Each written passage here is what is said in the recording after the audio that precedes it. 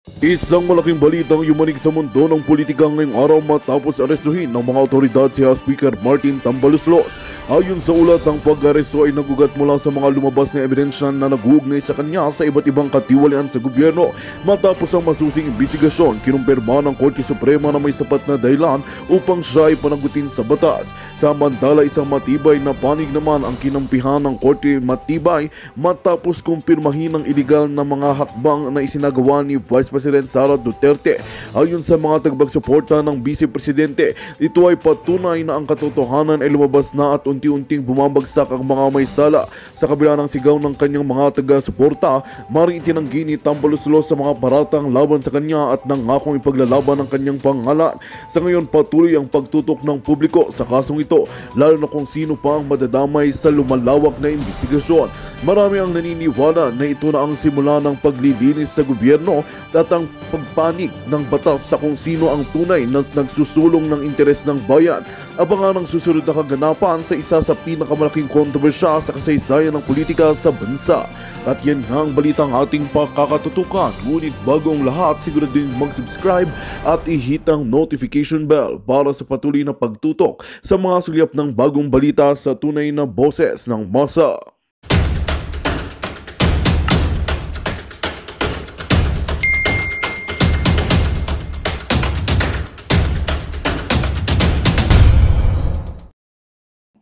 Si Agent Morales, si Mark Lopez, at marami pang iba. So ngayon mga kababayan, ito yung mga Duterte, I think yung iba naman dyan talaga, hindi talaga sila sinabi mong Duterte ever since. Katulad na lamang ni Agent Morales na sinabi mismo niya na ang binoto niya talaga nung eleksyon ay si Isko Moreno at si Inday Sara. 'Di ba? So although sinuportahan talaga niya si Inday Sara, pero hindi ibig sabihin niyan ay talagang mga Duterte na fanatic or something. Kaya sila nagsasalta ngayon dahil sa ginagawa ng mga bangag. Alright? So ngayon, I don't know kung sino-sino pa ang mga pinatawag, pero ang intention talaga nito mga palangga, unang-una, pagtakpan yung vice scam. Yung mainit na pinag-uusapan ngayon, okay, na pagtakpan ang issue sa pangdorobo ni Bangag, ni Satanas, ni Judas Bersamin, at lahat na ng mga kasabwat nila ang Huwad Committee, mga palangga. Balikan ko lang para maalala po ninyo. Ang tagal na natin na nakikipaglaban, okay? At winarningan ko na kayo lahat based on the information na nakuha natin galing sa ating mga puting ahas na nga ang karamihan sa kanila ay ginurgur na o tinanggal na. Kung natatandaan ninyo, na 2022 pa nga ako nagsalita at unang-una, okay, mamaya, pagating ko yan. Binigyan ako ng pagkain. Bigyan plato, ano to, ilalagay ko lang dito sa lamesa. Bigyan mo naman ako ng plato, kahit cowboy naman ang nanay mo. Uy, platito naman. Anyway, so ngayon mga palangga, kung babalikan ninyo yung 2022,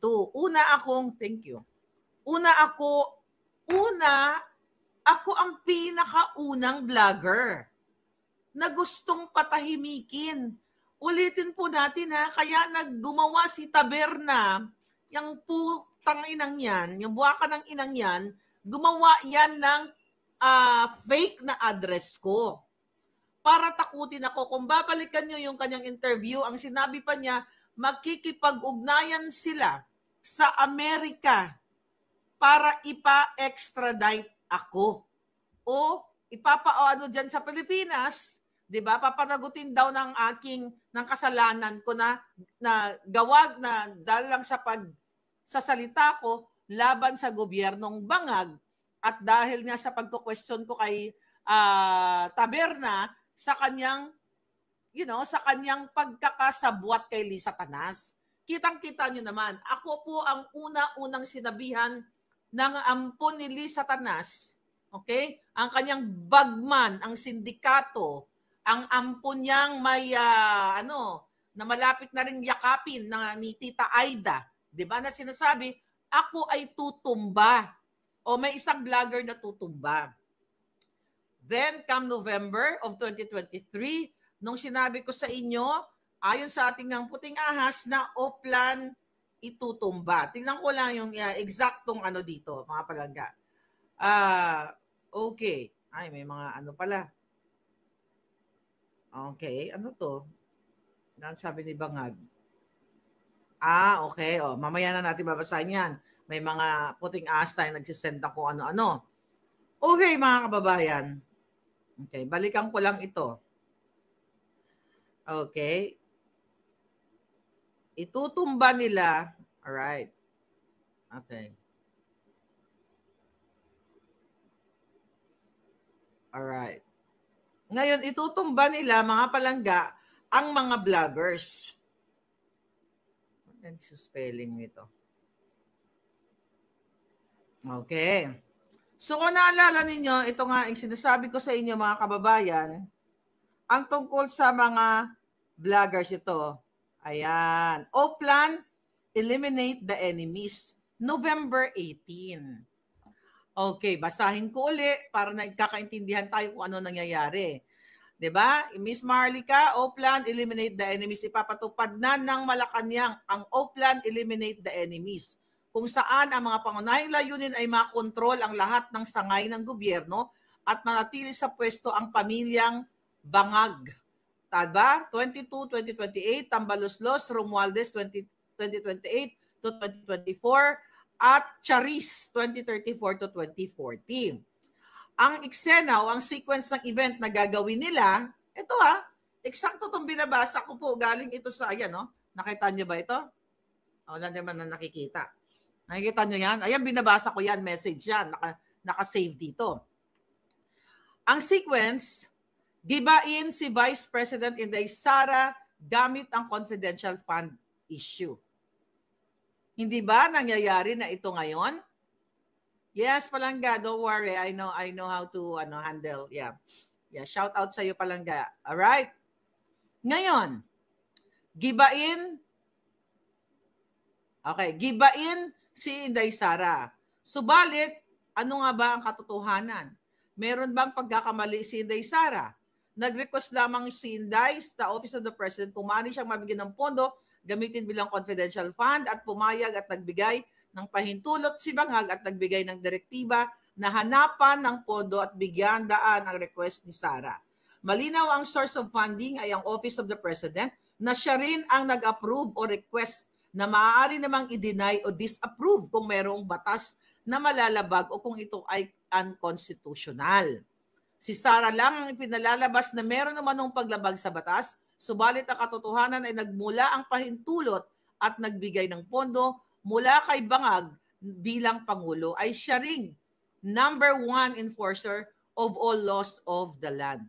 Ngayon, kung ito ay unconstitutional, si Bangag ang dapat managot at ma-impeach dahil siya ang nag-aproba at nagbigay ng pondo kay Sara. Sabi nga, ignorance of the law excuses no one from compliance therewith, not even when you are the president. Maliban na lamang kung na-set up si Inday Sara ni Bangag at pinainan ng kaso tulad ng inaakusa nga kay Inday Sara. At yan ay naganap lahat.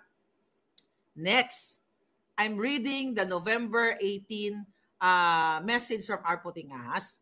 Patahimikin si Tatay Digong. Gagamitin ni Bangag at Tambaloslos si Boying Rimulya. Bakit di pa sumunod yan doon sa Taga-Albay na mapunta sa impyerno? Nauna pa yung Taga-Albay napunta sa impyerno, di ba? May he rest in hill. Sabi ko nga, Bisaya ako kaya punta dyan. Magkanto ka na lang sa hill. Kasi yung mga nag-wish kay Pangulong Duterte mategi, mga naunang nategi. Tignan mo yan. Alright? Kasi pag wini-wish mo ang taong matsugi pero gumawa ng tama para sa kanyang bayan, matagal yan. Pero kung mag-wish ka na mategi ang mga demonyo, mabilis yan. Ako, nag-wish ako na mategi, pumantay na ang paa ng mga inayupa. Sunod-sunod na yan. Tugnan mo dyan. Anyway, balikan natin. Gagamitin ni Bangag at Tambaloslos si Bonjing Rimulya para gumulong ang request ng ICC na makapag-imbestiga sa umano ay genocide na naganap noong panahon ni PRRD.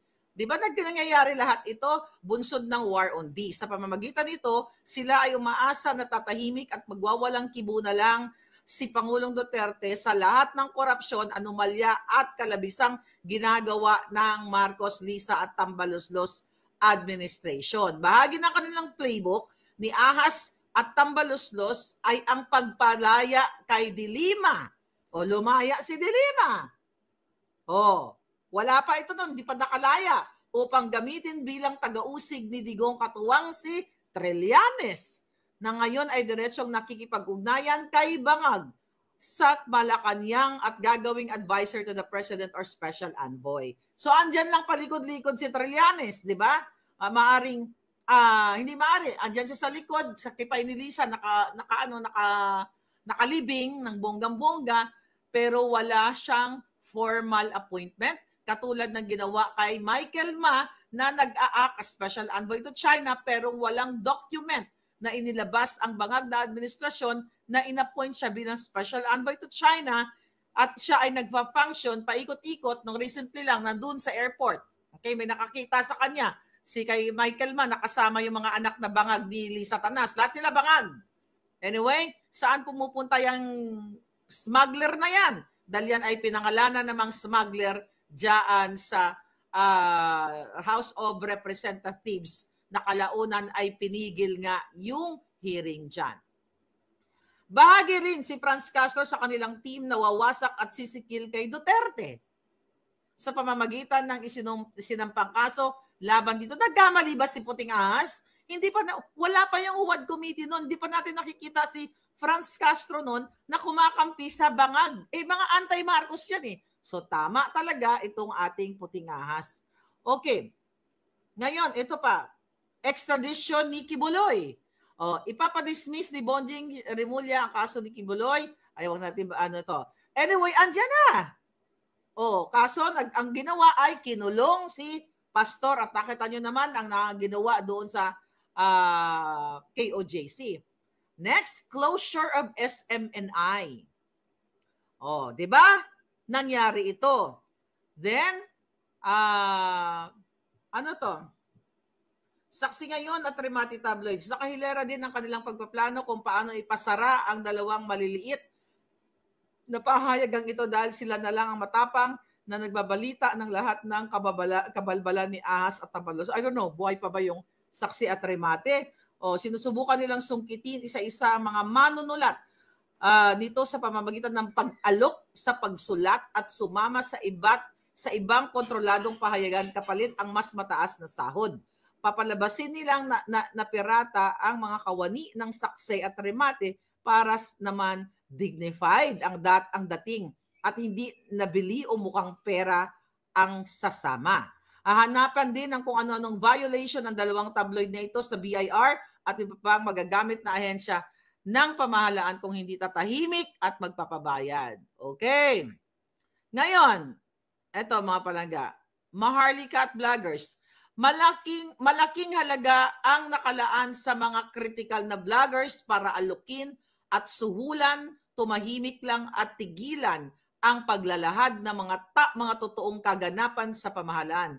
Si Maharlika ang numero unang target ng mga aso ni Ahas at Tambaloslos. Hinahanap kung sino ang tamang linya papunta sa kanya o dili kaya magkano ang halaga kapalit kapalit ng pananahimik. Okay? Pananahimik. Tanggap at aminado sila Bangag na siya ang #1 media assassin at kung hindi makokontrol ay malaking sakit ng ulo at balakid sa kanila ang mga plano. Exactly. Talagang sakit pa indaas talaga ako ng mga hayop na yan.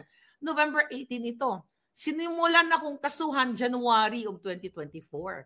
So lahat ito mga kababayan ay naganap. Kasama din si Sas Rogando Sasot at ang iba pang mga vloggers dito na gustong tanggalin. Okay.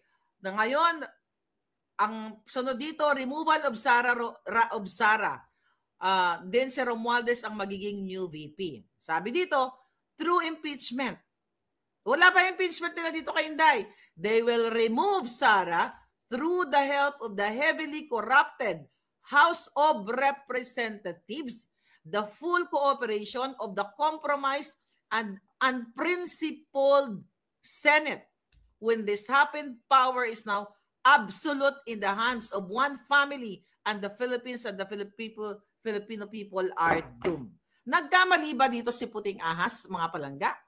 So the reason, mga kababayan, okay, na lahat kayo dyan na vloggers ay pinapatawag, okay, pinapatawag kayo sa Huwad Committee diyan sa Kongreso para ikulong, para i-contempt ako. Ako ang pinakaunang sinampulan dyan para matahimik. So, ibig sabihin yan, mga kababayan, okay? Okay. Okay, ibig sabihin yan, mga palangga, talagang gusto tayong ikulong. Kung nandiyan lang ako, dapat ginurgur na nila ako eh. Katulad ng paggurgur nila kay Percy Lapid. Ngayon, mga kababayan, ano ba ang ginawa ni Maharlika dito? Dito sa Amerika. Maliban sa pinadalan ako ng assassins, 4 na kaso. At sino ang mga nagkaso sa akin? Ang mga amiga, ang 2 designer na nakinabang sa Kaban ng Bayan through their overpriced overpriced items. At ang isa yan na business, bakit may kaso bakit kinasuhan si Maharlika ni Mel Robles at ni Elizalde ko? Para patahimikin ako, para sindakin ako, para hindi na nga ako magsalita. It just so happened, here in California, ay may tinatawag kaming anti-slap. Ang ginawa nila sa akin is a slap case. Okay? Ay define muna natin sa inyo ang ano ba itong ibig sabihin ng ano na to? Ng ano tawag dito? All right. Ito tingnan natin. Ang ginawa ng ito. Basahin ko lang to sa inyo.